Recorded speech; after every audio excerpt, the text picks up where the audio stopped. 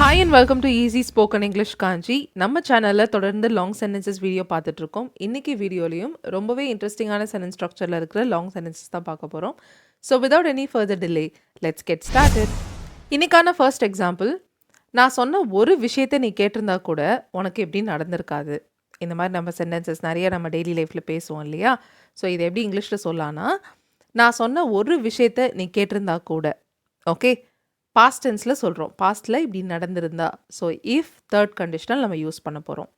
If you had listened to நீ ஒரு விஷயத்தை கேட்டிருந்தா அப்படின்னு சொல்கிறோம். At least if you had listen to at least one thing, ஒரு விஷயத்தை நீ கேட்டிருந்தா கூட, ஒரு விஷயன்றதை டிஸ்கிரைப் பண்ணி ஒரு சென்டென்ஸ் வந்திருக்கு. நான் சொன்ன ஒரு விஷயத்தை, right? So one thing I said or that I said. If you had listen to at least one thing that I said, இது உனக்கு நடந்திருக்காது, இல்லை உனக்கு எப்படி நடந்திருக்காது. This wouldn't have happened to you.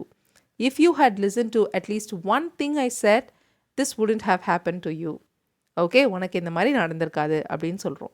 So if third conditional sentence தான் இது. ஆனால் இங்கே ஒரு ஆட்ஜெக்டிவ் கிளாஸும் வந்திருக்கு. ஒன் திங்கை டிஸ்கிரைப் பண்ணி ஐ செட்ன்ற ஆட்ஜெக்டிவ் கிளாஸ். ஓகே, இதே பேட்டர்னில் தான் மற்ற எக்ஸாம்பிள்ஸும் இருக்க போது. செகண்ட் எக்ஸாம்பிள் பாருங்கள். அவங்க கேட்ட கேள்விகளில் ஒன்றுக்காவது நீ பதில் சொல்லியிருந்தேன்னா அவங்க ஒன்று திட்டியிருக்க மாட்டாங்க. ஒரு கேள்விக்கு கூட நீ பதில் சொல்லலை, அப்போ அப்படி தான் திட்டுவாங்கன்ற மாதிரி சொல்கிறோம். Okay, if you had answered, நீ பதில் சொல்லியிருந்தால், if you had answered at least one of the questions, கேட்ட கேள்விகளில் ஒன்றுக்காவது, right? So one of the questions describe பண்ணி என்ன சென்டென்ஸ் வந்திருக்கு? அவங்க கேட்ட கேள்வி, that they asked or simply they asked. One of the questions they asked, அவங்க ஒன்று திட்டியிருக்க மாட்டாங்க. இங்கிலீஷில் எப்படி சொல்லலாம்? Yes, they wouldn't have scolded you. If you had answered at least one of the questions they asked, they wouldn't have scolded you. Alright, third example பார்ப்போம். நீ வாங்கிட்டு வந்ததில் ஒன்றாவது எனக்கு யூஸ்ஃபுல்லாக இருந்திருந்தா நான் கவலைப்பட்டிருக்க மாட்டேன். ஓகே, நீ வாங்கிட்டு வந்ததில் எனக்கு பயனுள்ளதாக இருந்திருந்தா, ஒன்றாவது எனக்கு பயனுள்ளதாக இருந்திருந்தா நான் கவலைப்பட்டிருக்க மாட்டேன் அப்படின்னு சொல்கிறோம். இஃப் அட்லீஸ்ட் ஒன் திங், ஒன்றாவது யூஸ்ஃபுல்லாக இருந்திருந்தா, அந்த ஒன்றாவதுன்றதை டிஸ்கிரைப் பண்ணி என்ன சொல்கிறோம்? நீ வாங்கிட்டு வந்ததில் ஒன்றாவது. If at least one thing you bought had been useful. Okay, ஒன்று யூஸ்ஃபுல்லாக இருந்திருந்தால், பயனுள்ளதாக இருந்திருந்தால். If one thing had been useful, one திங்கை டிஸ்கிரைப் பண்ணி if one thing that you bought. Okay, if at least one thing that you bought or you bought had been useful, நான் கவலைப்பட்டிருக்க மாட்டேன். ஐ wouldn't have worried. Okay, if at least one thing that you bought had been useful, I wouldn't have worried. Next example பாருங்க. அவங்க போட்ட ரூல்ஸில் ஒன்றையாவது நாம் follow பண்ணியிருந்தோன்னா அவங்க complaint பண்ணியிருக்க மாட்டாங்க. ரொம்ப சிம்பிள், இது நீங்களே ட்ரை பண்ணலாம்.